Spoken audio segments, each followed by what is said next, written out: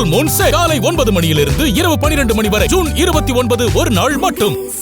டயா booster சுகரை control பண்ணும், உங்க ஆரோக்கியத்தை மீட்டு தரும். சர்க்கரையை கட்டுப்படுத்துறதுக்கான எளிமையான வழிமுறை, இயற்கையான வழிமுறை. அனைத்து மருந்து கடைகளிலும் கிடைக்கும்.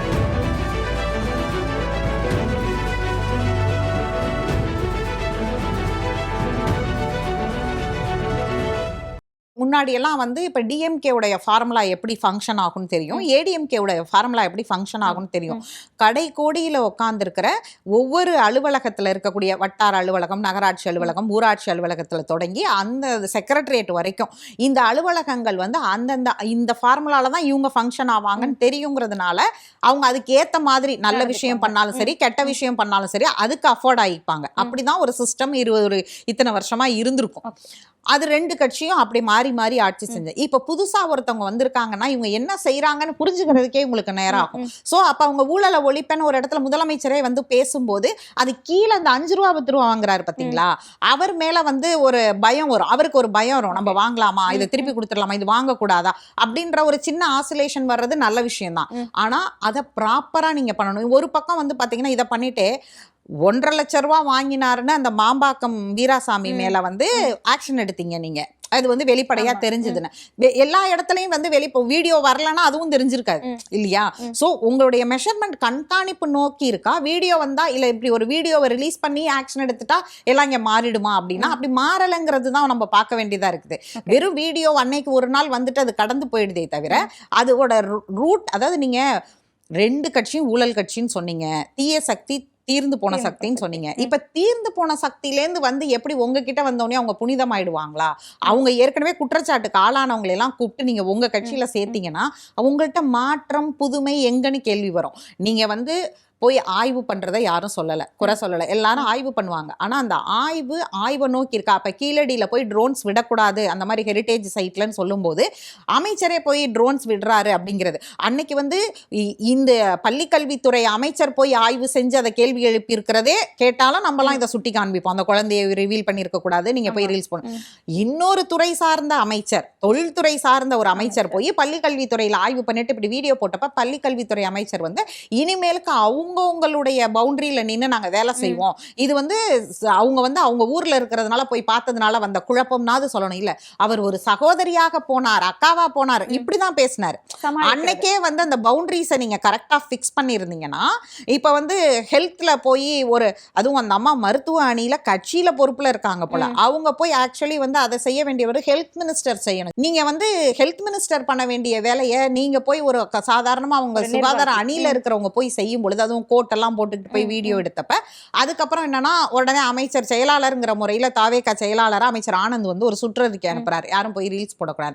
ஒவ்வொரு தடவையும் அமைச்சரும் முதலமைச்சர்கள்லாம் சொல்றாங்க, ஆனா திரும்ப இன்னொரு பக்கம் ரீல்ஸ் நடந்துகிட்டே தான். இன்னைக்கு காலையில ஒரு சட்டமன்ற உறுப்பினர் பப்ளிக் பஸ்ல போறதுங்கிறத ஒரு பேஷன், அதுக்கு வந்து ஒரு ரீல்ஸ், அது அன்றாடம் நடக்கக்கூடிய ஒரு நீங்க 2500 ரூபா அதாவது கொடுத்துட்டு உரிமை திட்டங்களை எல்லாம் கொடுத்துட்டு பெண்கள் பக்கம் நின்று பேசுங்க, இது எல்லாம் ஊருக்கும் நீங்க ஃப்ரீயா போங்கன்னு சொல்லிட்டு போய் நின்று ரீல்ஸ் போடுங்க. சும்மா டெய்லி பஸ்ல போறதெல்லாம் டெய்லி நீங்க பஸ்ல போக முடியுமா? உங்களுடைய ஒர்க்குக்கு ஒன்றும் இல்லை. டெய்லி அவர் அசம்பிளிக்கு இப்போ அடுத்த வந்து 5ஆம் தேதி அசம்பிளி ஸ்டார்ட் ஆகுது, எம்எல்ஏக்கெல்லாம் பப்ளிக் பஸ்ல ஏறி வர்றோம்னு ரீல்ஸ் போடுறதுக்கா வர்றோம்னா கரெக்டா அவங்களால அசம்பிளிக்கு வந்து சேர முடியுமா? முடியாது. இதெல்லாம் சாத்தியக்கூறுகள். ஏன் உங்களுக்கு வந்து சிஎம் கான்வாய்னு வச்சிருக்கிறாங்க? உங்களுக்கு ஏன் வந்து எம்எல்ஏக்குன்னு சில பவர்ஸ், எம்பிக்குன்னு சில பவர் கொடுத்துருக்காங்களா? சில விஷயங்கள் நீங்க பப்ளிக்கு செய்யும் போது நேரம் வந்து உங்களுக்கு ஒரு பிரச்சனையா இருக்கக்கூடாதுங்கிறதுக்காக ஏதோ நான் வந்து பப்ளிக் பஸ்ல போனாலே நான் வந்து லேமேன் ஆயிட்டேன் அப்படின்னு இன்னும்லாம் இந்த பிம்பத்தை நம்பல. எல்லாரும் இன்னைக்கு வந்து தமிழ்நாடு வந்து கேரளாவுக்கு அடுத்தபடியா லிட்ரஸி ரேட்ல இந்தியாவிலேயே அதிகமா இருக்கக்கூடிய ஒரு மாநிலம். நீங்க இன்னும் போய் நான் வந்து லேமேனா இருக்கேன்லாம் சொல்ல தேவையில்லை. நீங்க உங்களுடைய பொசிஷன்ல இருந்தே நீங்க வேலை செஞ்சீங்கனாலே உங்ககிட்ட தரமான வேலையை தான் எதிர்பார்க்கறாங்க. நீங்க உங்களை நம்பி வாக்களிச்சவங்களுக்கு நம்பிக்கைக்கு பாத்திரமா தான் இருக்க சொல்றோம்.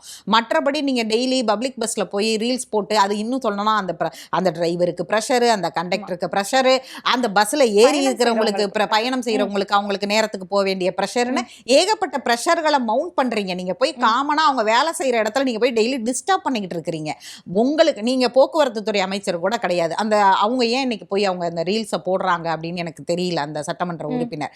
ஸோ இந்த மாதிரியான விஷயங்கள் போக்குவரத்து துறை அமைச்சர்கிட்ட நியாயமா கேட்க வேண்டிய பல கேள்விகள் நமக்கு இருக்கு. இவங்க சொல்றாங்க இல்லையா, நீங்க கேட்ட கேள்விக்கே வரேன். அதாவது வந்து எந்த ஒரு நல்லதுமே நடக்கலன்னா இப்போ ஊழல் ஒழிப்புன்னு பேசுறாங்க, ஆனா நடைமுறையில் அது ரிஃப்ளெக்ட் ஆகலைங்கிறதுக்கு சில உதாரணங்களை சொன்னேன். கைது நடவடிக்கைகள்லாம் அடுத்தடுத்து பண்றாங்க. இந்த கைது நடவடிக்கைகளும் கூட பாத்தீங்கன்னா இல்ல ஊழலுக்கு கைது நடவடிக்கைகள் துரிதமா இருக்குன்னு சொல்ல வரேன். சரி, ஊழலுக்கு கைது நடவடிக்கை துரிதமா இருக்கு அப்படின்னு சொல்றீங்க. தனியார் பள்ளிகளுக்கான கட்டணம் அதிகம் வாங்கினாரு, தனியார் பள்ளிகளுக்கு அனுமதிக்கு வாங்கினாருன்னு சொல்லிட்டுன்னா அரசகுமாரை கைது பண்ணாங்க. ஆனா பள்ளிகளுடைய கட்டணங்களை வந்து இவங்க உடனடியா எல்லாத்துக்கும் சாங்ஷன் பண்ணாங்க.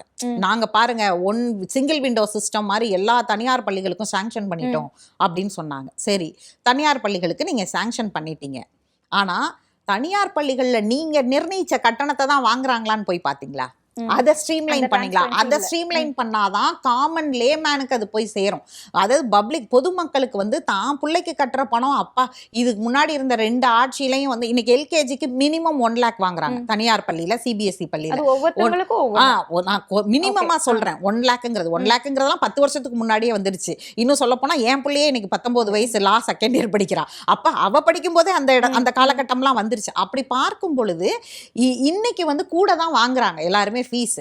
அப்ப அந்த ஃபீஸை ஸ்ட்ரீம்லைன் பண்ணி இவ்வளவுதான் ஃபீஸ் வாங்கணும் போர்டெல்லாம் போட்டிங்கல்ல, அதப்படி ஃபாலோ பண்றாங்களான்னு எத்தனை வந்து இன்ஸ்பெக்ஷன் நடந்துச்சு? எத்தனை தனியார் பள்ளிகள்ல போய் இன்ஸ்பெக்ஷன் பண்ணாங்க?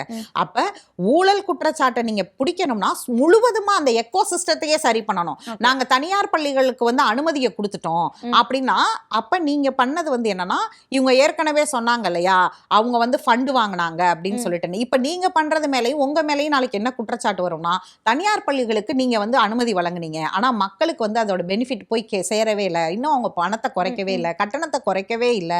அப்படிங்கும் பொழுது நீங்க தனியார் பள்ளிகளுக்கு தனியார் பள்ளிகள் வச்சிருக்கிறவங்களாம் என்ன லேமேன்ஸா, சாதாரண ஆட்களா, சாமானியர்களா? அவங்கெல்லாம் ஒரு கார்பரேட் ஜெயிண்டா தான் இருப்பாங்க. குறைந்தபட்சம் அவங்க கிட்ட வந்து ஒரு அளவிற்கு வந்து பல குரோர்ஸ்கள்ல பணம் இல்லாமலாம் ஒரு தனியார் பள்ளியை இன்னைக்கு நடத்த முடியாது. அதுவும் சிபிஎஸ்இ மாதிரி பள்ளிகளை நடத்துறதுலாம் அவ்வளவு சாதாரண விஷயம் இல்லை. அப்ப அதுக்கெல்லாம் வந்து நீங்க அவங்களுக்கு சாதகமா நடந்திருக்கிறீங்க. திரும்பவும் என்ன ஆகும்? நீங்க தொழிலாளர்களுக்கு சாதகமா இருக்கீங்களா, இல்ல வந்து மக்களுக்கு சாதகமா இருக்கீங்களா, பெரும் பணக்காரங்களுக்கு சாதகமா இருக்கிறீங்களாங்கிற கேள்வி வரும் இல்லையா? ஊழல் அப்படிங்கிறது ஒரு சிங்கிள் நைட்ல ஒழிக்கக்கூடிய ஒரு விஷயம் இல்லை. இல்லதான், கண்டிப்பா கிடையாது. அது ஒரு பெரிய லாங் ப்ராசஸ். அதுக்கு தான் சொல்றேன், நீங்க அந்த எக்கோ சிஸ்டமை எப்படி கடைபிடிக்கிறீங்க அப்படின்னு நான் கேட்கிறேன். நீங்க சிஸ்டமை சரி பண்ணும் பொழுது இதெல்லாம் தான் பார்க்கணும். நீங்க யாரோ ஒருத்தரை வந்து நீங்க இவங்க அரெஸ்ட் பண்ற எல்லாருமே பொலிட்டிக்கல் பாயிண்ட் ஆஃப் வியூல தான் அதை பார்க்கப்படும். யாரு இவர், இதுக்கு முன்னாடி எந்த கட்சியில இருந்தாரு அப்படிங்கிறது தான் பார்க்கப்படும். அவங்க சரி உண்மையாவே ஊழலை ஒழிக்கிறோம் அப்படின்னு இவங்க வந்து சொல்றாங்க அப்படின்னா, இவங்களுடைய 2 பேர் ஏற்கனவே ஊழல் குற்றச்சாட்டுக்கு ஆளாகி இருக்கக்கூடிய 2 விஜயபாஸ்கர் ஸ்கொயரை கூட்டிட்டு வந்து அவங்க கட்சியில வச்சுக்கிட்டு நாங்க ஊழலை ஒழிக்கிறோம்னா, அப்ப உங்களுக்கு ஃபேவரா இருந்தா அவங்க மேல நடவடிக்கை எடுக்க மாட்டீங்கன்னா, இதே தானே திமுக அதிமுக பண்ணாங்க. வந்து அவங்க ஊழல் செஞ்சாங்க, இனிமே செய்ய மாட்டாங்க, அதாவது அவைக்காக்குள்ள வந்தா அப்படி நடக்க விட மாட்டோம். இதை தானே பாஜகவும் காங்கிரஸும் பண்ணிட்டு இருக்காங்க. காங்கிரஸ் வந்து பாஜகவை நோக்கி வைத்து அந்த வாஷிங் மிஷின் முதலமைச்சரும் அன்னைக்கு பேசினார், திமுக அந்த விமர்சனத்தை வைக்குதுன்னு. மற்ற கட்சிகள்லேருந்து, அதாவது வந்து அஜித் பவார் தேசியவாத காங்கிரஸ் வந்து ஊழல் குற்றச்சாட்டை போய் பரப்புரையில பிரதமரும் உள்துறை அமைச்சரும் வச்சாங்க. அஜித் பவார் மேல ஊழல் குற்றச்சாட்டு வந்து அவர் மேல வந்து நடவடிக்கை ரெய்டெல்லாம் போனதுக்கு அடுத்த நாளே அஜித் பவார் வந்து இங்க வந்து ஷிண்டே ஃபேக்டரோட சேர்றாரு. அப்ப வந்து இவருக்கு வந்து பொறுப்பு அதே துணை, அதாவது இவர் பினான்ஸ் மினிஸ்டரா இருக்கையில ஊழல் குற்றச்சாட்டுன்னு சொல்லிட்டு அவருக்கு துணை முதலமைச்சரை கொடுத்தாங்க. சோ அப்ப இவர்கள்ட்ட வந்தா வாஷிங் மிஷின் ஆனா அப்பதான் ஜெயராம் ரமேஷ் போன்றவர்கள்லாம் இந்த காங்கிரஸ்ல இருந்து இந்த கபில் சிபில் போன்றவர்கள்லாம் இந்த வாஷிங் மிஷின்ங்கிற டேர்மே அவங்க எல்லாம் தான் சேர்ந்து அப்ப சொல்லிட்டே இருந்தாங்க. அப்ப நீங்க பண்ணக்கூடியது, சசி தரூரும் அதே கேள்வியை தான் கேட்டிருக்கிறாரு, காங்கிரஸ் திருவனந்தபுரம் எம்பி முன்னாள் அமைச்சர். அவரும் என்ன சொல்றாரு, இது எல்லாமே வந்து பாத்தீங்கன்னா அதாவது உங்களை நோக்கி வர்ற வரைக்கும் அது குற்றச்சாட்டு, உங்களை நோக்கி வந்துட்டா அது எல்லாமே ஆஃப் ஆயிடுதுல. இதுதான் காங்கிரஸ்ல இருந்து போனவங்களுக்கு நிலைமைனா இன்னைக்கு அதே நிலைமை தான். அதிமுகலேருந்து இருக்கிற போது அவங்க மேல குற்றச்சாட்டு, அதிமுகலேருந்து தாவேக்காக்குள்ள போயிட்டாங்கன்னா அவங்க மேல குற்றச்சாட்டு இல்லையா? இந்த வாஷிங் மிஷின் அவங்க டேர்ம்ல அதை வாஷிங் மிஷின்ங்கிறாங்க. நம்ம அந்த டேர்மை கூட யூஸ் பண்ண வேணாம். அரசியல்வாதிகள் யூஸ் பண்ற அதே டேர்மை கூட நம்ம யூஸ் பண்ண வேணாம். நம்ம காமனா கேட்போம், அவங்க எப்படி இன்னைக்கு குற்றமற்றவர்கள்னு நீங்க நம்புறீங்க? அந்த கட்சியில இருந்தா, அதாவது ராயப்பேட்டை அலுவலகத்துல, அவை சண்முகம் சாலை அலுவலகத்துல, அதிமுக அலுவலகத்துல இருக்கும்போது அவங்க குற்றமானவர், குற்றம் இழைக்கப்பட்டவர்கள், குற்றம் சாட்டப்பட்டவர்கள். பனையூர் அலுவலகத்துக்கு வந்த பிறகு அவங்க எப்படி இந்த கேப்ல, இந்த டிஸ்டன்ஸ் கேப்ல அவங்க எப்படி குற்றமற்றவர்களா ஆனாங்க? நீதிமன்றம் அவங்கள கிளீன் சீட் சொல்லியிருக்கா? அவங்க மேல எதுவும் வழக்குகள்லாம் திரும்ப பெற்றுட்டாங்களா? எதுவுமே இல்ல, அவங்க நிரபராதிகள், தேவையில்லாம அவங்க மேல இது பண்ணிட்டாங்கன்னு சொல்லியிருக்கா? அப்படி ஏதாவது இருக்குதா? எந்த அடிப்படையில் நீங்க சேர்த்துக்கிறீங்க? அப்ப அந்த கேள்வியை தொடர்ந்து நம்ம எழுப்பதான் செய்வோம். ஏன்னா நீங்க தூய சக்தின்னு சொல்லிட்டு வந்திருக்கிற அந்த காய்னேஜின் அடிப்படையில இந்த கேள்விகள் உங்களை நோக்கி வரும். முதலமைச்சரோடு கூட துணை நடிகராக நடித்தவருக்கு ஒரு அமைச்சர் பதவி. யாரு? போக்குவரத்து துறை அமைச்சர். அவர் பேர் ஒரு 3 பேர் சேர்ந்து வரும். தமிழன், விஜய், இன்னொன்று ஏதோ ஒரு பேர் சம்திங். அது கொஞ்சம் நாள் ஆகும்னு வச்சுக்கோங்களேன், சாரி. ஏன்னா எல்லாமே ஒரே மாதிரியா இருக்கா தெரியல. அவர் ஒருத்தர், இன்னொருத்தர் மீன்வளத்துறைக்கு ஒருத்தர் அமைச்சராக்கியிருக்கார் தெரியுமா? அவர் தாவேக்கால எத்தனை இடத்துல போய் போஸ்டர் ஓட்டினார், இல்லை எத்தனை கூட்டங்களில் அவர் முன்னாடி நின்று கலந்துக்கிட்டு இருக்காரு? தாவேக்காவோட எத்தனை மேடைகளில் நீங்கள் அவரை பார்த்துருக்கீங்க? இல்லை வேற என்ன அவருக்கு தாவேக்காவினுடைய உறுப்பினராக இருந்தாரா? இல்லை அவர் அதில் ஏதாவது கட்சிகளுக்காக 2 ஆண்டுகளாக விஜய்க்காக எல்லாம் கத்திக்கிட்டு இருந்தாங்களே இந்த இளைஞர்கள் எல்லாம் வைப் பண்ணிட்டு இருந்தாங்க, அட்லீஸ்ட் ஒரு ரீல்ஸ் போட்டிருக்காரா அதுக்கு முன்னாடியே அந்த ஸ்ரீநாத் அப்படின்ற அந்த அமைச்சர்? உங்களுடைய நண்பர்ன்ற ஒரே காரணத்துக்காக, சினிமா துறையில் உங்கள் நண்பன்ற ஒரு காரணத்துக்காக ஒரு அமைச்சர் பதவியை தூக்கி கொடுக்குறீங்க. சரி, ஜெகதீஷ் யாருங்க? உங்களுடைய தனிச் செயலாளராக நீங்கள் நியமிச்சிருக்கீங்களே, இந்த ஜெகதீஷ் யார்? ரூட்ன்ற ஒரு நிறுவனத்தை நடத்தி அது மூலமாக இவருடைய படங்களுக்கெல்லாம் ப்ரமோஷன், அதுவும் எந்த மாதிரியான ப்ரமோஷனுங்கிற அதில் உள்ளெல்லாம் போனால் அது பெரிய, அது ரூட் மாஃபியானே பேர். அதுக்கு அவருக்கு பேரே என்னன்னா ரூட் மாஃபியா ஜெகதீஷ். அந்த ரூட் மாஃபியா ஜெகதீஷ் தான் இன்னைக்கு முதலமைச்சர் விஜயினுடைய தனிச் செயலாளர். விளங்கிரும்ல? அதுக்கப்புறமா விஷ்ணு ரெட்டி யார்? அவரு விஷ்ணு ரெட்டி யாரு? அவருக்கு இந்த கட்சிக்கும் என்ன சம்பந்தம்? அவருக்கு ஒரு பொறுப்பு, ஜோஷியருக்கு ஒரு பொறுப்பை கொடுக்க பார்த்தீங்க. அதுக்கப்புறம் எழுந்த கடுமையான எதிர்ப்பினால அதை கொஞ்சம் இது பண்ணி வச்சிருக்கீங்க. ஆனால் அதையும் கண்டிப்பாக நீங்கள் ஏதாவது ஒரு இடத்துல பண்ணுவீங்க. நீங்கள் அவருடைய தயாரிப்பாளராம். அவரை நீங்கள் டெல்லியினுடைய தமிழ்நாட்டு பிரதிநிதியா ஆக்கியிருக்கீங்க. கேவலமா இல்லை விஜய்க்கு? அசிங்கமா இல்லை? என்ன தகுதியில் நீங்கள் இதெல்லாம் கொடுக்குறீங்க? அப்போ முதலமைச்சர் விஜய்க்கு தமிழ்நாட்டினுடைய அரசியல் தன்மை என்ன? தமிழ்நாட்டினுடைய டெல்லி பிரதிநிதினா அவர் எந்த அளவிற்கு தமிழ்நாட்டினுடைய அடிப்படை அரசியலை புரிந்தவராக இருக்கணும்?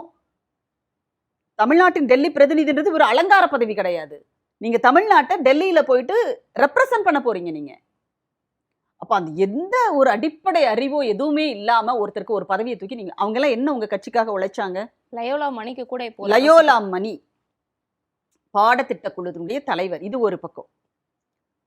அது எல்லாம் இப்போ எல்லாம் போட்டுட்டு இருக்காங்க, என்னென்னலாம் வரப்போகுது, தீண்டாமைக்கு என்ன போட போறாங்க, அந்த தீண்டாமை ஒரு பாவச்செயல், தீண்டாமை ஒரு பெருங்குற்றம், அதெல்லாத்தையும் தூக்கிவிட்டு அங்க விஜயோட பாடல் ஒண்ணு வைக்க போறாங்களாம். என்ன பாடல் அது? தீப்பந்த எடுத்து தீண்டாமை கொளுத்து இதுதான் என் கருத்து. அந்த விஜய் அது கூட அவருடைய சொந்த கருத்தெல்லாம் கிடையாது, யாரோ எழுதி கொடுத்த பாட்டு, இவர் வாயசிச்சதுதான் விஜய்.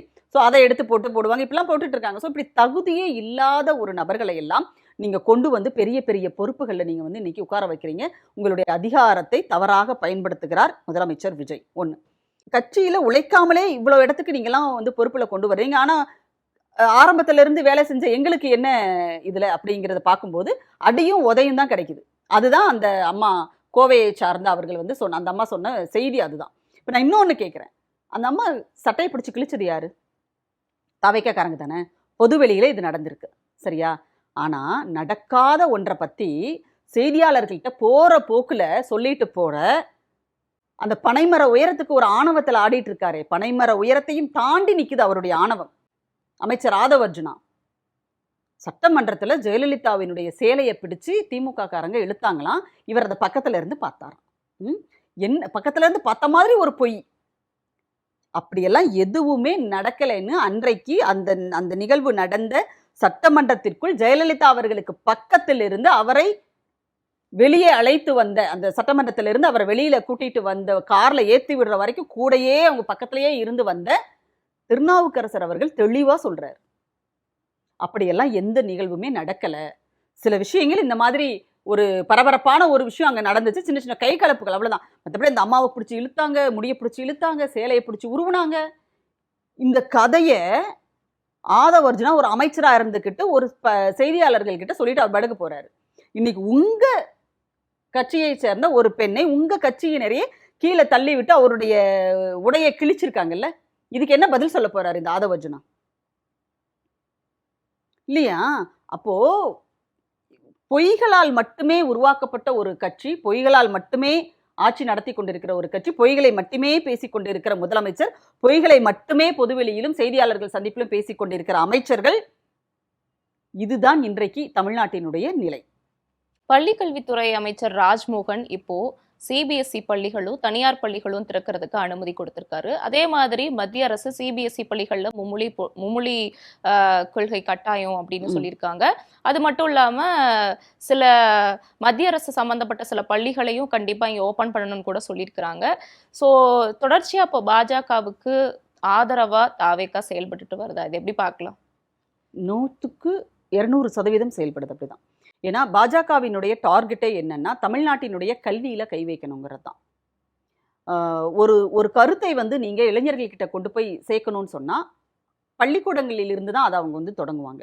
இது வந்து நீங்க முரளி மனோகர் ஜோஷி அவர்கள் வந்து மனிதவளத்துறை அமைச்சராக, ஒன்றிய மனிதவள அமைச்சராக இருந்த போதே அவர் வந்து பள்ளிக்கூடங்களில், அதாவது இப்போ பல்கலைக்கழகங்கள் வாயிலாக, கல்லூரிகள் வாயிலாக அந்த இந்துத்துவ RSS காவி கருத்துக்களை புகுத்துவதற்கு பாடத்திட்டங்களை மாற்ற வேலை எல்லாத்தையும் அவங்க இப்போ செஞ்சாங்க. அது கடுமையான எதிர்ப்பு வந்ததுக்கு அப்புறமா தான் அதை விட்டாங்க.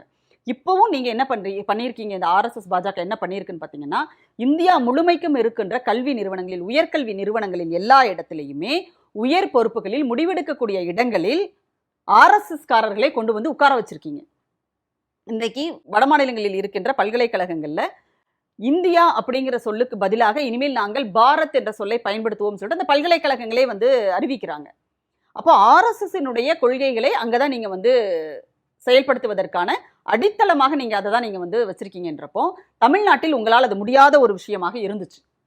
ஏன்னா தமிழ்நாட்டினுடைய கல்வி நிறுவனங்கள் அப்படிங்கிறது மாநில அரசினுடைய கட்டுப்பாட்டில், மாநில அரசு இந்த தமிழ்நாட்டினுடைய சமூக நீதி, திராவிட இயக்க கொள்கைகள், பெண் விடுதலை கருத்துக்கள், இது எல்லாவற்றையும் சார்ந்து இருக்கின்ற ஒரு கல்வி திட்டங்களாக தான் நம்ம வந்து வச்சிருந்தோம். பாடத்திட்டங்களாக தான் நம்மளுடைய வரலாறுகளை, போராட்ட வரலாறுகளை எல்லாம் திராவிட மாடல் ஆட்சி வந்துட்டதுக்கு அப்புறம் பார்த்தீங்கன்னா நிறைய பாடத்திட்டங்கள்ல வந்து இன்னைக்கு பாடங்கள்ல இங்க நடந்த கல்விக்காக நடந்த போராட்டங்கள் இது எல்லாத்தையும் கொண்டு வந்து அதுல வந்து சேர்த்திருக்காங்க.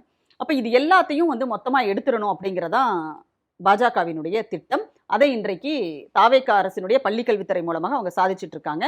அதுக்கு சரியான நபராக அமைச்சர் ராஜ்மோகன் வந்து அவங்களுக்கு கிடைச்சிருக்காரு.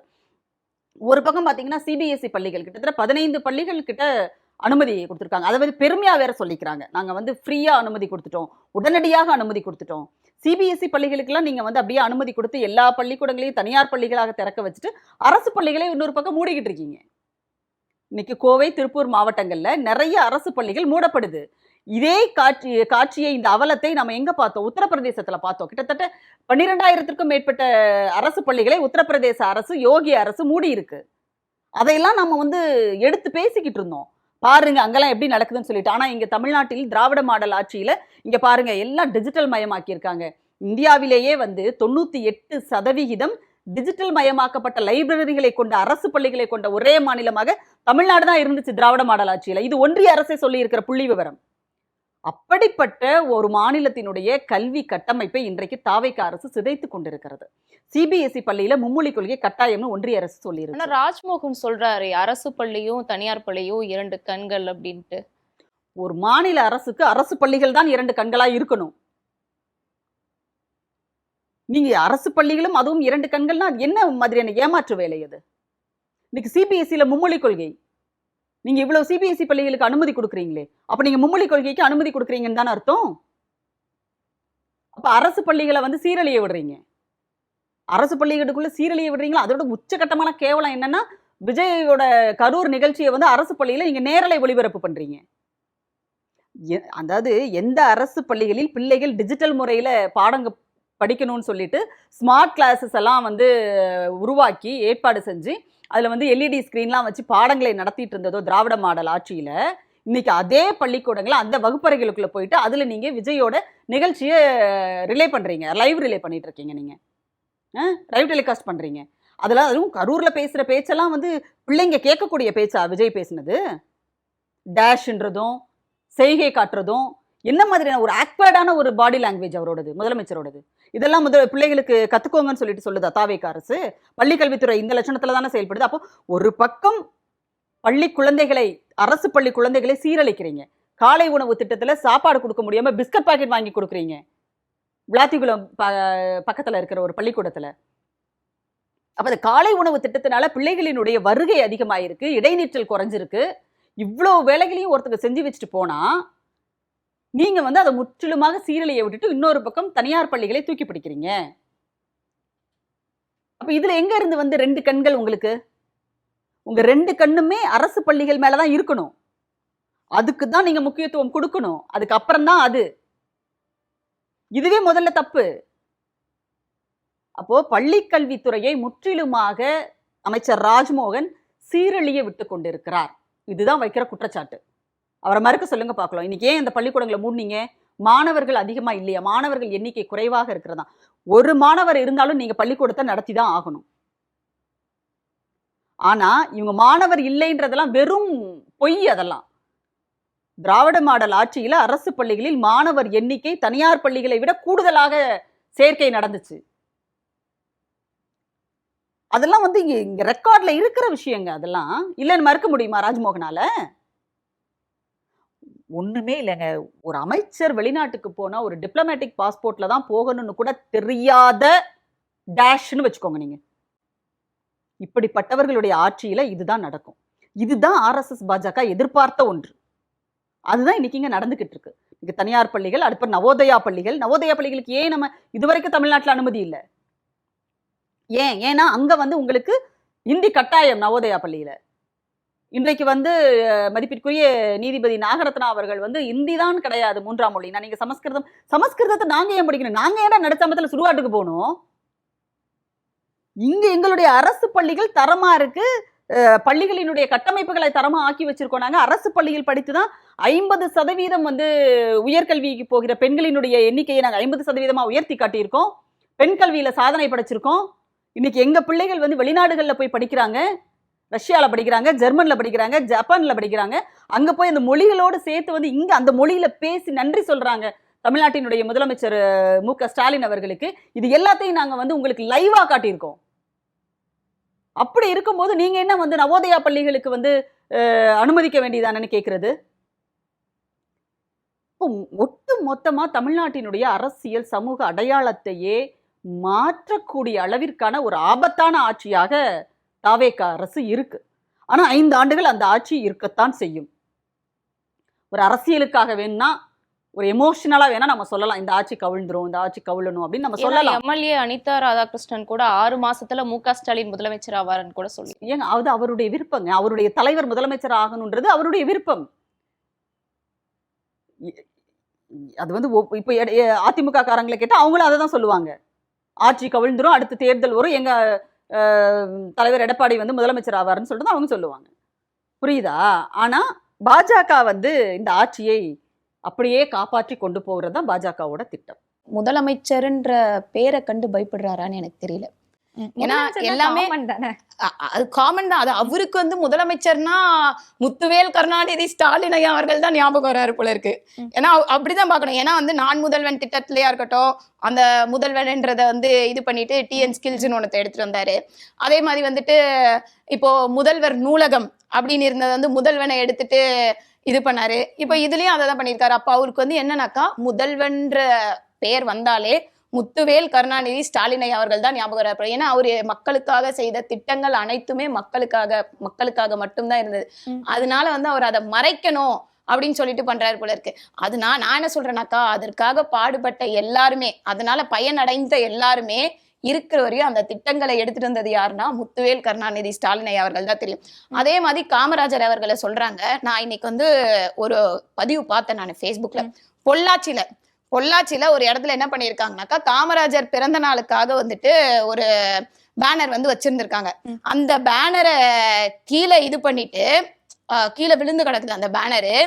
பார்த்தா ஜனநாயகன் திரைப்படம் ரிலீஸ், அந்த பேனர் வந்து பெரிய கட் அவுட் வந்து வச்சிருக்காங்க. ஜனநாயகன் படத்துக்கு பெரிய கட் அவுட் இருக்கு. காமராஜரை மதிக்கக்கூடிய நீங்க ஜனநாயக படத்தோடைய பேனருக்காக அந்த இது வந்து கீழே இருக்கிறதா சொல்லுங்க நீங்க.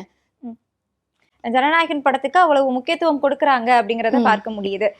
ஜனநாயகன் படத்தையே நம்ம இன்னைக்கு எடுத்துக்கிட்டோம் அப்படின்னா, நம்ம சட்டசபையில முதலமைச்சர் செஞ்ச ஒரு சில ஆக்ஷன்ஸ் எல்லாமே டைட்டில் கார்ட்லயே போடப்பட்டிருக்கதை பார்க்க முடியுது. அப்போ இதுக்கு முன்னாடியே குற்றச்சாட்டுகள் வந்த மாதிரி எல்லாமே ஷூட்டிங்காக நடத்தப்பட்டது தானா அப்படிங்கிற ஒரு கேள்வியுமே இருக்கு. நாங்க அதுதானங்க சொல்றோம். நாங்க என்ன சொல்றோம்னாக்கா, நீங்க ரீல்ஸ் உலகத்துல வாழாதீங்க, மக்களுக்காக சேவை செய்ய வந்திருக்கோன்றீங்க. ரியாலிட்டிக்கு வாங்க, இன்னும் ரீல்ஸ்லயே இருக்காதீங்க. சட்டசபையில வந்து இப்போ படத்துல அந்த சீன் இருக்கு, சட்டசபையில முதல்வர் அவர்கள் அந்த சீனை பண்ணியிருக்காரு. அப்போ ஜனநாயகன் படம் வந்துட்டு அவங்க பாஷையில சொல்லணும்னா பிளாஸ்ட் அப்படி போகணுன்றதுக்காக வந்துட்டு அந்த ப்ரொமோஷனை வந்து சட்டசபையா எடுத்துக்கிட்டாரா? ஏன்னா சட்டசபையை வந்து நாங்க லைவ் டெலிகாஸ்ட் பண்றோம்னு சொல்லிட்டு பண்ணும்போது அந்த இதை பண்ணும்போது அது ஒரு ப்ரொமோஷனுக்காக சிஎம் அவர்கள் பயன்படுத்தி கொண்டார். அவர் அந்த ஆக்ஷன் பண்ணும்போது ஆப்போசிட்ல ஆளே கிடையாது சட்டசபைக்குள்ள. அப்போ இது எல்லாமே இதுக்காக தானா அப்படிங்கிறது இருக்கு. அது ப்ரொமோஷனுக்காக தான். அது வந்து இப்போ ஒரு பட ப்ரொமோஷனுக்கு எப்படி வருவாங்க, சட்டசபையை அந்த பட ப்ரொமோஷனுடைய ஸ்டேஜா பயன்படுத்திக்கிட்டாங்கன்னு தான் சொல்லணும். இதே ப்ரொமோஷனை தான் எம்எல்ஏக்களும் பண்றாங்களா? முதல் நாள் முதல் ஷோ போயிட்டு நாங்க போயிட்டோம், நீங்க போய் பாருங்க அப்படிங்கிற விஷயத்த சொல்ல வராங்க. முதல்ல உங்களுக்கும் தெரியும், முதல்ல அமைச்சர்களுக்கும் எம்எல்ஏக்களும் லீவ் லெட்டர் கொடுத்ததை இந்த அரசுல தான் பார்க்க முடியும். அது வந்து நான் சும்மாலாம் சொல்லலைங்க, நீங்களே பார்த்திருப்பீங்க. நான் வந்து லீவ் லெட்டர் வந்து முதல்வர்கிட்ட சொல்லியிருக்கேன். நான் வந்து ஒரு ரசிகனா வந்து உட்காந்துட்டு இருக்கணும்னு ஆசை. 3 மணி நேரம் லீவு, 3 மணி நேரம் லீவு, இதெல்லாம் என்ன சொல்றது நீங்களே சொல்லுங்க. அப்போ வந்து இது வந்துட்டு படத்தோடைய ப்ரொமோஷன் சொல்லாம வேற என்ன சொல்ல முடியும்? ஏன்னா வந்து லீவ் லெட்டர்ன்றது எந்த ஆட்சியிலையும் நான் பார்க்கல. நீங்க எங்க பாத்திருக்கீங்களா? முதலமைச்சர் சனி ஞாயிறு 2 நாள் லீவ் எடுக்கும் போது இவங்க 3 மணி நேரம் லீவ் எடுக்கிறது பெரிய விஷயம். எனக்கு தெரிஞ்சு வந்து இப்போ நம்ம வந்து சமூக சேவைன்னு வந்துட்டு அதுல லீவ் எல்லாம் பார்க்க கூடாதுங்க. நீங்க மக்களுக்காக சேவை செய்ய வந்துட்டீங்கன்னா லீவ் எல்லாம் பார்க்க கூடாது. ஏன்னா நானே இப்போ வந்து ஒரு ஒன்றிய கவுன்சிலரா இருக்கேன். எனக்கு திடீர்னு வந்துட்டு ஒரு 10 மணிக்கு ஃபோன் வரும், அம்மா இங்க வந்து பிரச்சனைமா அப்படின்னா, நம்ம வந்து மக்களுக்காக இறங்கி போக முடியுன்றதுக்காக தானே நீங்க அதுல நிக்கிறீங்க. லீவ் எடுக்கிறதுக்காக நீங்க நிக்கலையே. ஐமே இங்க தண்ணி பிரச்சனைமா அப்படின்னா நம்ம அந்த இடத்துல போய் நின்று நம்ம செஞ்சு கொடுக்குறோம். இந்த மாதிரி செஞ்சு கொடுக்கறது தான் வந்துட்டு மக்களுக்காக வந்தது. நான் வந்துட்டு எனக்கு லீவு கொடுங்க, நான் வீட்டில் இருந்துக்கிறேன், அதுக்கு வந்து நீங்கள் ஸ்கூல் வேலை செய்யலை, ஸ்கூலில் படிக்கல, ஆஃபீஸில் வேலை செய்யலை, காலேஜ் படிக்கல, நீங்கள் மக்களுக்காக அப்போ என்ன நீங்கள் சேவை செய்ய வந்தீங்க? இல்லை, ஒரு பக்கம் போராட்டம் நடந்துட்டு இருக்கும்போது அமைச்சர்கள் எல்லாமே இந்த பக்கம் ரீல்ஸ் பார்க்குறதும் லீவு போடுறதும் படம் பார்க்குறதுமா இருக்கிறாங்க அப்படிங்கிற ஒரு குற்றச்சாட்டை தான் நீங்கள் சொல்ல வரீங்க. இங்கே என்ன கேள்வி மக்கள் வைக்கிறாங்க அப்படின்னா, தூய்மை பணியாளர்கள் போராட்டம் நடக்கும்போது கூலி படம் பார்க்கும்போது நல்லா இருந்துச்சா அப்படின்னு கேட்குறாங்க. நான் என்ன கேட்கிறேன்னாக்கா, நீங்க கூலிப்படம் பார்த்ததை நீங்க தான் வந்து அது தவறுன்னு சொல்லிட்டீங்க, சரியா? நீங்க வந்து அதை நீங்க சொல்றீங்க அது தவறுன்னு சொல்றீங்க. கூலிப்படம் பார்த்தாரு முதலமைச்சர், அவர் என்டர்டைன்மெண்டா. இப்ப நீங்க அதை பண்ணா வந்து என்டர்டைன்மெண்ட், முன்னாடி இருந்த முதலமைச்சர் பண்ணா அது தப்பு. நீங்க அதாவது எப்படின்னாக்கா, ஒரு விஷயத்த வந்துட்டு எப்படி எல்லாம் ட்விஸ்ட் பண்ண முடியும்ன்றத நான் இந்த அரசு கிட்ட இருந்து தான் கத்துக்கிட்டேன். அதாவது எப்படின்னாக்கா, நீங்க பார்த்திருக்கலாம், இதே திமுக ஆட்சியில நடந்தா அது பெரிய குற்றம், கடும் செயல், இப்படி ஒரு சட்டவிரோதமான செயல் அப்படிலாம் சொன்னாங்க. தாவேக ஆட்சியில நடந்தா அது தவிர்க்கப்பட்டிருக்கலாம், தவறு தவிர்க்கப்பட்டிருக்கலாம். நீங்க என்னன்னாக்கா, மீடியா சேனல்லையும் நான் சொல்றேன் நானு, இதே வந்து திமுக ஆட்சி காலத்துல வந்துட்டு அந்த டோல் கிட்ட வந்துட்டு வாகனங்கள்லாம் வந்து நின்னா என்ன சொல்லுவாங்கனாக்கா, கூட்ட நெரிசல் இப்படி இருக்கு அப்படி இருக்குன்னுவாங்க. இதே வந்துட்டு தாவேக ஆட்சியில நீங்க பாத்தீங்கன்னா வாகனங்கள் வரிசையாக நிற்கப்பட்டிருக்கிறது. எவ்வளவு அழகாக இருக்கு, எவ்வளவு அழகா இருக்கு பாருங்க. அப்போ ஒரு வாக்கியம் தான் வந்து இதுவே, ஒரு வார்த்தையிலேயே வந்துட்டு அவங்க வந்துட்டு தவறுகளை வந்து திசை திருப்பிடுறாங்க, மாத்திடுறாங்க. அந்த மாதிரி எல்லாம் இருக்கு தாவேக ஆட்சியில.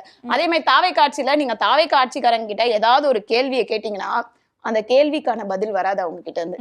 நீங்க நிறைய பாருங்க, இந்த வீடியோ கீழே கமெண்ட் பாருங்க, இல்ல எந்த சோசியல் மீடியால எல்லாத்துலயும் எடுத்து பாருங்க. நீங்க தாவேக ஆட்சிக்காரங்கிட்ட இப்ப நம்ம பேசிட்டு இருக்கிறதுல கூட கமெண்ட் வந்து பாத்தீங்கன்னாக்கா சம்பந்தமே இல்லாம தான் வருமே தவிர அந்த கேள்விக்கான பதில் கிடைக்காது. அமைச்சர்கிட்ட இருந்து கத்துக்கிட்டது.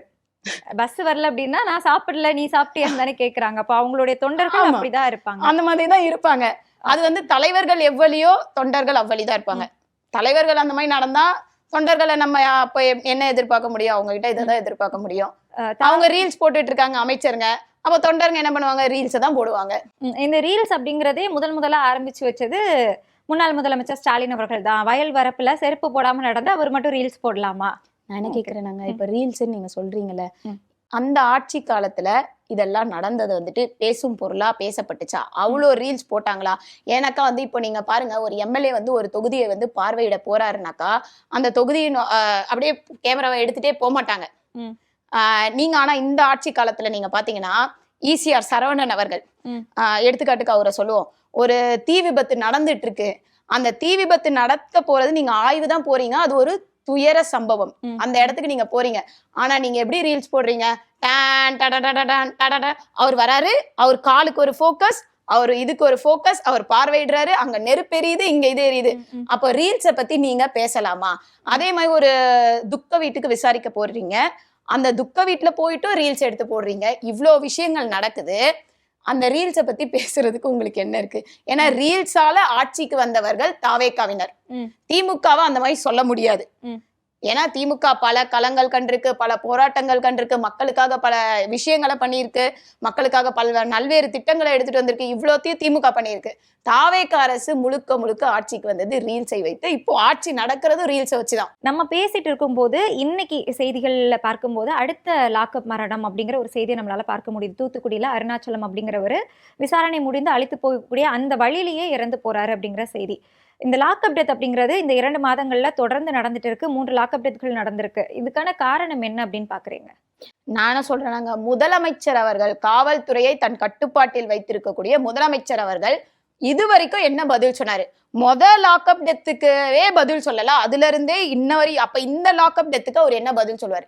ஏன்னா முதல் லாக்அப் டெத்லயே இதே இவர் வந்து தாவேகா கட்சியினுடைய தலைவரா இருந்தப்போ பாத்தீங்கன்னாக்கா, லாக்அப் டெத் ஒரே ஒரு சம்பவம் நடக்கும்போது என்ன சொன்னாருனாக்கா, எங்களுக்கு சாரி எல்லாம் வேணாம், எங்களுக்கு நியாயம் தான் வேணும். ஒரு சம்பவம் கிடையாது, அது குறிப்பிட்டு இல்ல, அது நான் சொல்றேன் நானு. அவர் அந்த ஒரு சம்பவத்தை குறிப்பிட்டு மென்ஷன் பண்ணி பேசினார் இல்லையா? அவர் குறிப்பிட்டு மென்ஷன் பண்ணி பேசினாரு. பேசும்போது என்ன சொன்னாரு? ரொம்ப ஆக்ரோஷமா கத்தி இப்படி எல்லாம் பேசினாரு. நீங்களே பாத்திருப்பீங்க. அதுதான், அது ஆக்ரோஷமா பேசினாரா இல்லையா?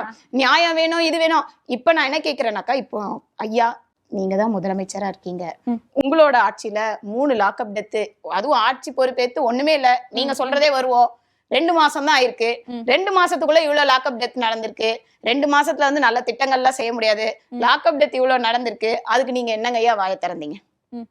ஏன்னா முதல்வர் அவர்கள் வந்துட்டு இந்நாள் வரையும் வாயை திறக்கல. அததான் வந்து முதல் சம்பவத்திலேயே அவங்க அவரோட மனைவியே கேட்டாங்க. என்ன கேட்டாங்கன்னாக்கா, முதல்வர் அவர்கள் வந்துட்டு எங்களுக்கு வந்துட்டு ஒரு இது கூட தொடர்பு கொள்ளவே இல்லை அப்படின்னு சொன்னாங்க. முதல்வர் நாகர்கோயில் சம்பவத்துல வந்து சொன்னாங்க.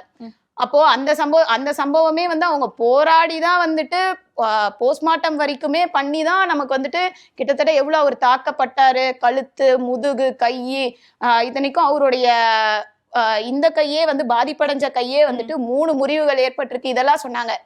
அதுக்கு ஒரு இரங்கல், ஒரு மன்னிப்பு இல்ல. வந்துட்டு அந்த பாதிக்கப்பட்டவருடைய குடும்பத்துக்கு நீங்க போனா கூட்டம் வரும்னீங்க, சரி போவேனா, ஒரு கால்ல பேசிருக்கலாம்.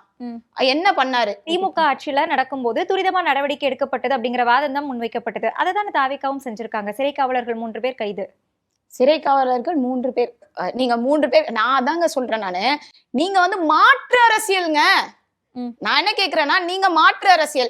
நீங்க வந்து திமுகவை குறை சொல்பவருக்கும் இந்த ஆட்சியில அப்படி நடந்ததே, நாங்க வந்து இப்ப இப்படி நடக்கிறோம், அதனால வந்து நீங்க மாற்று அரசியல். உங்களுக்கு திரும்ப ஞாபகப்படுதுன்னா, நீங்க மாற்று அரசியல்.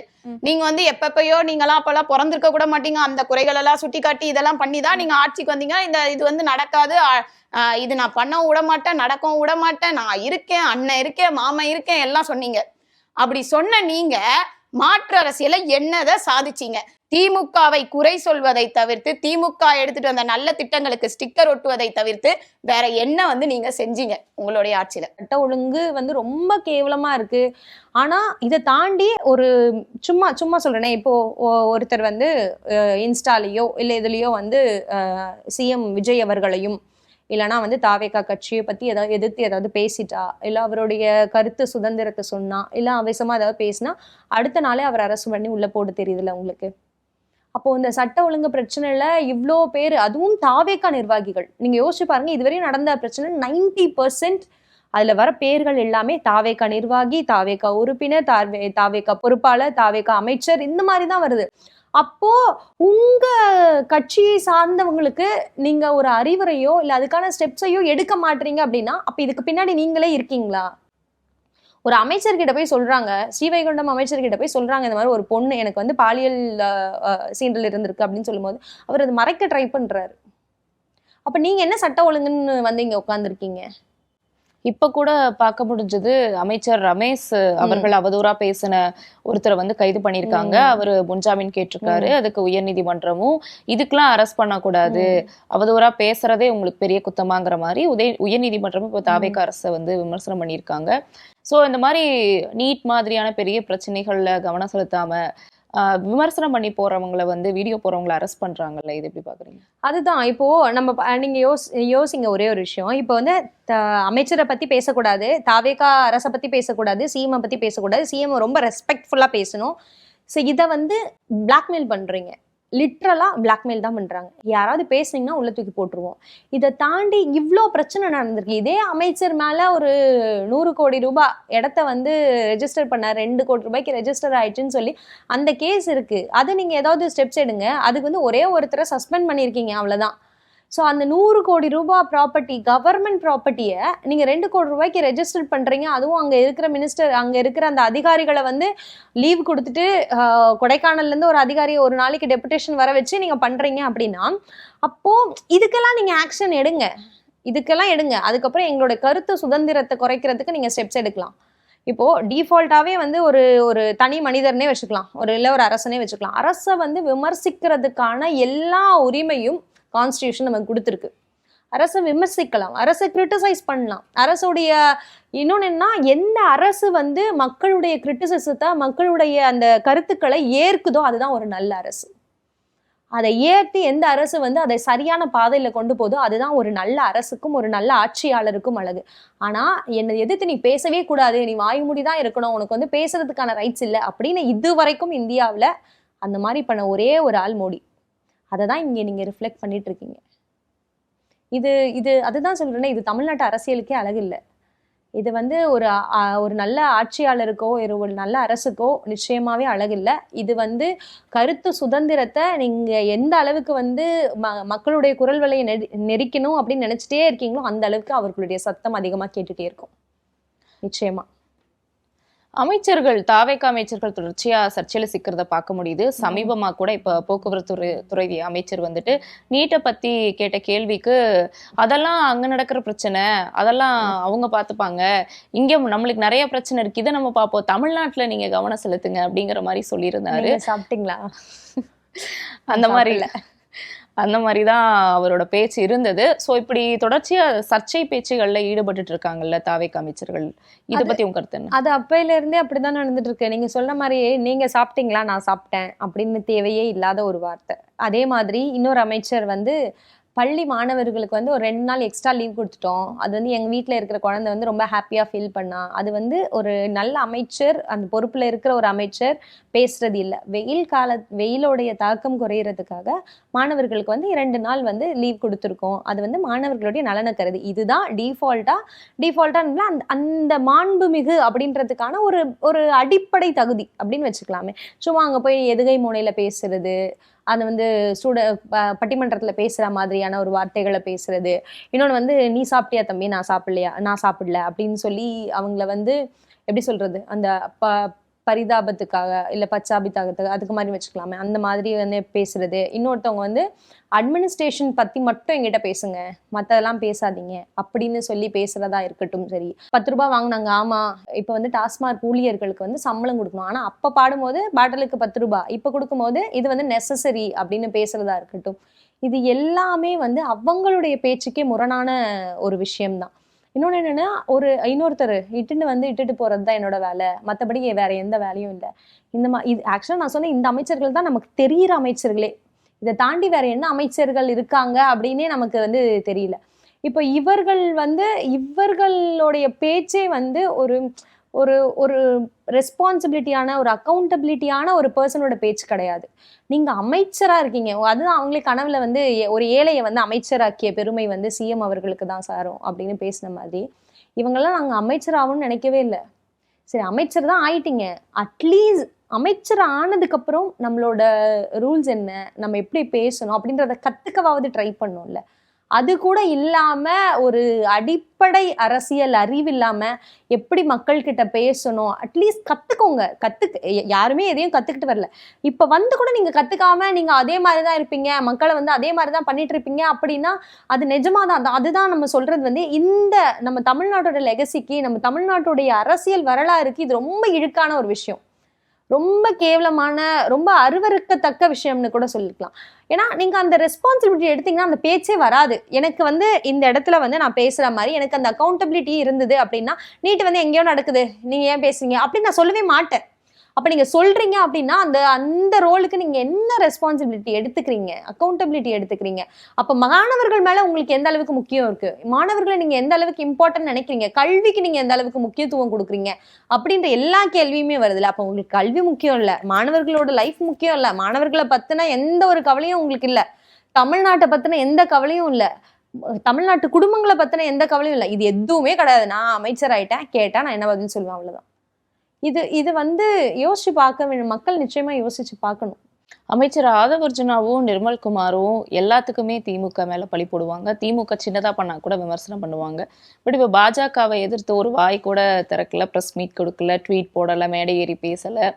இப்போ முதலமைச்சர் தான் பேசலன்னு பார்த்தா அடுத்த கட்ட அமைச்சர்களும் பேசாம இருக்காங்க. இவங்களோட மௌனத்தை எப்படி பாக்குறீங்க? அவரோட மௌனம்னு சொல்றதா பொய்ன்னு சொல்ல, அவர் பேசுற எல்லாமே பொய் தாங்க. இதுவரையும் ஒரு லைன் கூட எனக்கு தெரிஞ்சு மிஸ்டர் அமைச்சர் ஆதவர்ஜுனா அவர்கள் வந்து ஏதாவது உண்மை பேசினாரா அப்படின்னு நான் யோசிச்சேன்னா எனக்கு நிஜமா எதுவுமே வரல. அவர் பேச எல்லாமே பொய்யாதான் இருக்கு.